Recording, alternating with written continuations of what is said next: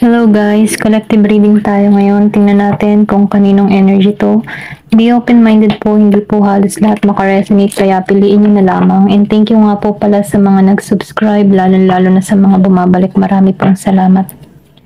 Give me the message for collective. Kaninong energy to? Give me the message for collective. Kaninong energy to? Give me the message for collective. Kaninong energy to?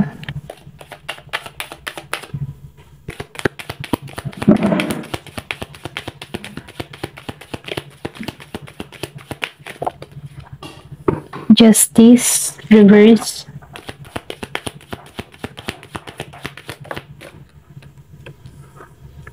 Two of Swords, upright. King of Cups. Kaninong energy to? Meron ditong Four of Wands, reverse. Kaninong energy to? Queen of Cups, reverse. Kaninong energy to?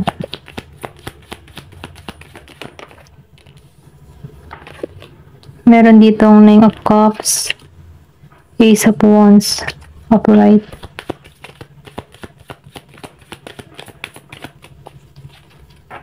Give me the message. Kaninong energy to? Meron ditong Nine of Pentacles, reverse. So, tingnan natin ano. Meron ako nakikita ditong Gemini, Aquarius, and Libra, Scorpio, Cancer, and Pisces. Aries, Leo, Sagittarius, and Virgo, Capricorn, Taurus. Give me the message. Bakit lumabas yung Justice reverse? Okay. Bakit lumabas yung Justice reverse dito? So, nakikita ko dito, no? Meron dito, alam mo yung justice dito? Kung ikaw man ay pinahirapan or meron ditong gumawa ng masamang atraso sa'yo, ang justice dito, mas lalo kang pinagpapala. Okay? Ito yung blessing para sa'yo. Kumbaga, no, yung mga gumawa ng hindi maganda sa'yo, sila yung nahihirapan sa sitwasyon, okay? Sila yung hindi balanse, sila yung sobrang lugmok ngayon, okay? At ikaw, nakikilala ka. Ikaw yung meron kang na-achieve. Kumbaga, no, ang Diyos ay patas, okay? Kumbaga, kung ikaw man ay minaltrato ng hindi maganda dito at nahihirapan ka sa sitwasyon, binaliktad eh. So, ngayon, meron ditong pagkilala nangyayari sa'yo. Nasa iyo yung spotlight. Nasa iyo yung tagumpay. Meron kang ma-achieve na gantimpala. At dun sa mga tao na nagbigay at nagpahirap sa sitwasyon mo, okay? Sila yung dito yung may karma na nararanasan dahil sa mga ginawang masama sa iyo. Ito lang yung nakikita ko, no? Ito yung naging justice mo. Kumbaga, yung justice mo para sa sarili mo, okay? Mas lalo kang umangat, okay? Mas lalong nagiging maayos yung buhay mo. Mas maraming oportunidad na dumarating sa'yo. Dahil hindi ka sumuko, naging patas ka, okay? At dahil dito, yung mga gumawa ng hindi maganda sa'yo, sila yung sila yung may kinakaharap dito na matinding problema. Kasi, hindi pumapayag si Universe, si God, na malugmok ka palagi, okay? Meron niyang paraan siya kung paano siya kumikilos patungo sa buhay mo. Ayan. Ba't lumabas ang Two of Swords? So, nakikitaan ko dito, no? Meron ka ditong sitwasyon na, alam mo yung tipo na before, hindi mo tanggap ang lahat ng mga nangyayari sa'yo. Marami kang mga katanungan sa sarili mo. Kung bakit ganito yung sinasapit ng buhay mo, no? Kumbaga, or pwede rin sabihin ngayon mo na nararanasan to na sarado yung kaisipan mo, no? Kasi nakatuon ka sa mga negatibo. Hindi mo tanggap lahat ng mga nagaganap or nangyayari sa buhay mo. Pero ganun pa man, no? Tinuturuan ka dito ng new direction. Kumbaga, binibigyan ka dito ng kalinawan, binubuksan ng kaisipan mo dito na ang pagpapalaya sa sarili or sa isang sitwasyon ay biyaya, okay? Kasi pinalalaya ka eh, may panahon ka para pumili ng panibagong landas at ito yung pinagkakalob sa'yo. Kumbaga, no, kung nahihirapan ka sa isang sitwasyon, ito yung pinauunawa sa'yo na ito na yung tamang panahon para bitawan mo na tong nagpapasakit sa kalooban mo.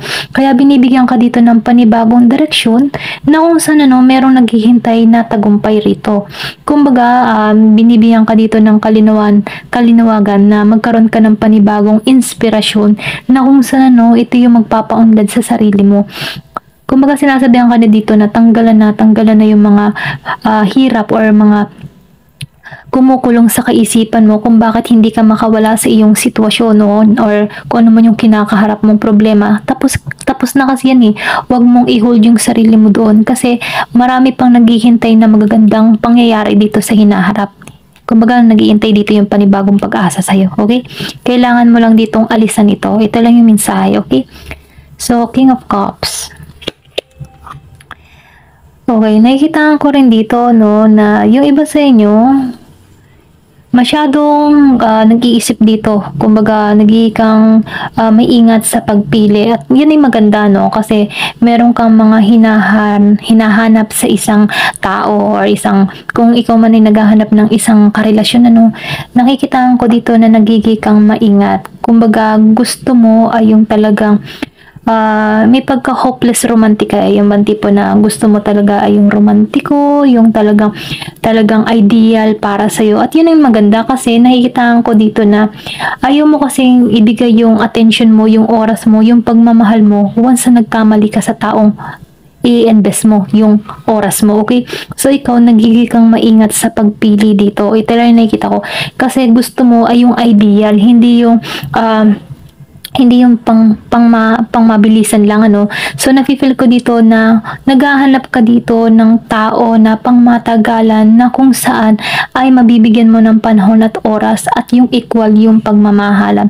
Maybe nakaranas ka dito before ng sobrang hirap na relasyon, na kung saan, pwede rin hindi kayo magkasundo or pwede rin sabihin na may kaibahan sa inyo ng hilig ang bawat isa, na kung saan, ayaw mo ng ganun. So, ngayon nakikita ko dito na meron kang hinahanap na something nakakaiba na kung saan yung tipo may pagka-old fashion ka, may pagka-romantiko ka romantika, ganun. Okay, ito lang nakikita ko.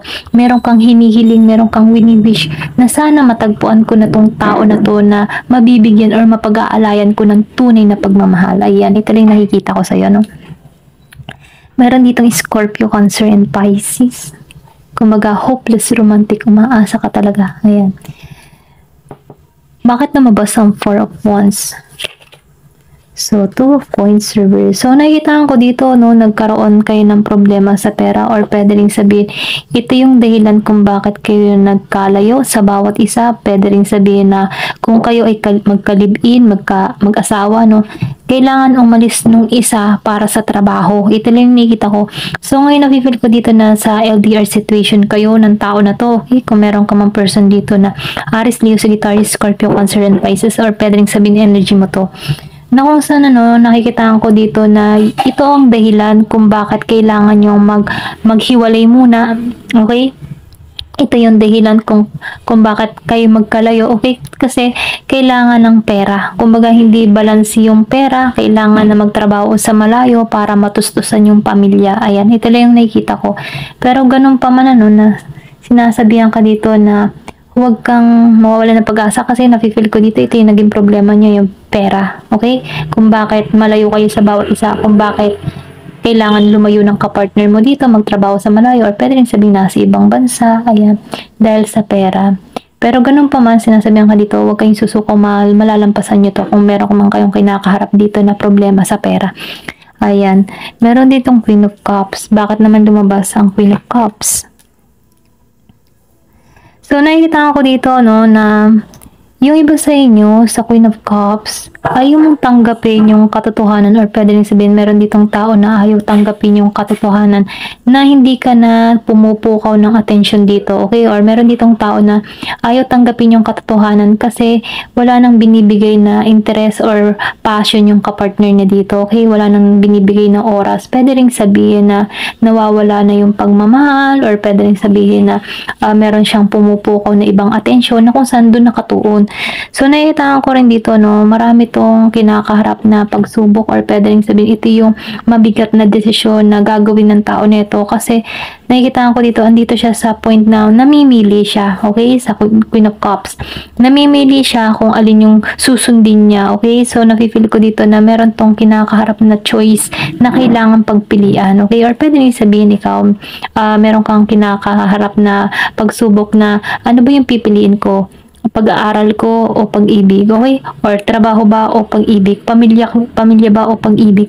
Ito lang nakikita ko kasi kailangan mong mamili dito. Meron kang mga desisyon na gagawin na pinag-iisipan kung ano ba yung pipiliin mo. So, may naman no, once na ikaw ay nagdidesisyon para rito, sinasabihan ka dito, alin ba yung dapat unahin? Yung kaangat at pang long term, dun ka. Ito lang yung mensahe sa'yo. Kumbaga, no, ang love naman nakakapag-intay, pero ang kinabukasan hindi. So, may naman, no, intindihin mo muna yung kinabukasan mo, yung seguridad, financial. Kasi once na okay ka na dyan sa financial mo, yung seguridad mo, madali na yung pag-ibig. Kusa na lang tong kakatok sa puso mo, or bigla ka na lang tong makikita, or bigla mo na lang tong makikita tong tao na to. So, may naman, no, mas mainam yung secure ka, lalo na sa financial. Kasi, meron nagsasama na, for example, nagsasama, biglaan sinunod yung nararamdaman ng bata pa, pero pagdating nag-aaway, nagkakagulo dahil sa pera. So mainam kung magiging kang matalino para rito, unahin mo yung edukasyon, yung iyong sarili, kinabukasan mo bago ka makipagrelasyon, yung pang long term na. Ayan, ito na yung mensahe ano. So meron ditong 9 of Cups, bakit lumabas? So lumabas ang Page of Wands. So nakikita ko dito no na yung iba sa inyo hindi nagiging patient, okay? Kumbaga lagi nagmamadali, okay? Pero ganun pa man, nag-isip ka dito, nagmamadali kang yumaman, nagmamadali kang umasenso, nagmamadali kang makamit lahat ng gusto mo. Ganun yung energy mo dito. Pero ganun pa man ang sinasabihan ka dito, slowly, okay? Be patient, darating ka din dyan. Kasi kung yan ang iniisip mo, darating ka yan eh, ma-attract mo yan eh. Kaya mainaman, huwag kang magmadali. Kasi minsan, pag sobrang pagmamadali, napupunta sa maling landas, okay? Or napupunta sa maling direksyon na kung saan ano, ikinapapahamak ng tao. So, mainam sinasabihan ka dito, huwag kang magmadali. Darating at darating din yung time para yumaman ka, umasenso ka, okay? Managana ka. Hayaan mo muna yung tadhana yung kumilos para sa'yo, okay?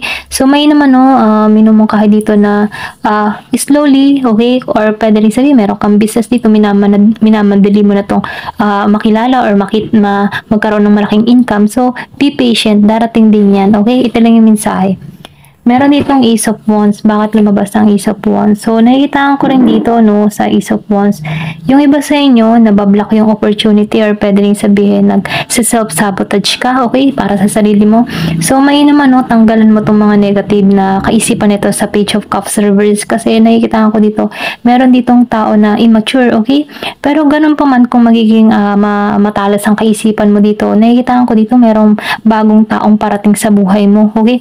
Or pwede rin bagong oportunidad na parating sa buhay mo. Siguro ito na yung panahon para tanggalan na yung pagiging isip bata or immature sa mga bagay-bagay ano na tinuturuan ka dito na kailangan na magseryoso sa buhay kasi hindi palagi na andyan yung masasandigan mo or family mo, hindi laging na andyan. So may naman no, minumungkahi dito na ito na yung oras para mag-mature ka, okay? Para palawakin mo yung sarili mo kasi maraming oportunidad na parating sa'yo dito, okay? Kumbaga, minumungkahi dito na tanggalan na yung pagiging isip bata or pwede rin sabihin tanggalan na yung mga negatibong gawain, okay? So, may naman no, mag-isip-isip na kasi meron ditong parating eh. Okay, ito na yung time na kailangan na mag-mature, mag-desisyon para sa sarili at para din sa kinabukasan na. Ito lang yung mensahe, okay? Bakit lumabas ang 9 of Pentacles reverse? So, meron ditong 2 of Cups reverse. So, nakikita ko dito, no, meron ditong hindi nagkakasundo, hindi nagkakaunawaan, lalo-lalo na sa paghawak ng pera. Kumbaga, no, meron ka ditong tao na magastos.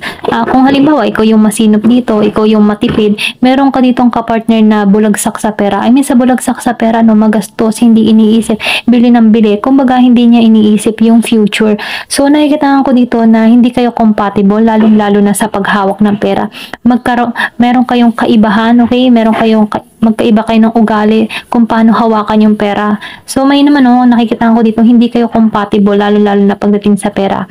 Ayan, ito lang yung nakikita ko. So, sinasabihan ka dito or pwede rin sabihin na mag-usap kayo, ng mainam. So, kaya meron ditong immature pwede rin sabihin na mabili tong tao nito, materialistic, ganyan, hindi iniisip yung kung ano yung bibili So, meron parating dito, pwedeng maubos yung kabuhayan or kaperahan nyo dito, Kasi dahil sa paggasto. So, mainam, binubuksan ng kaisipan dito na pag-isipan maigi kung saan ilalagay yung pera. Kasi hindi palaging may pera, hindi palaging meron kang ipon, hindi palaging naandyan or maganda yung takbo ng negosyo, ng kaperahan, ganyan. Kaya sinasabihan dito, galingan yung paghawak ng pera kasi may posibilidad na mawala ito, okay? Kumbaga, pay attention lang are. Ayan, ito lang yung nakikita ko. Ayan, thank you for watching and love and peace.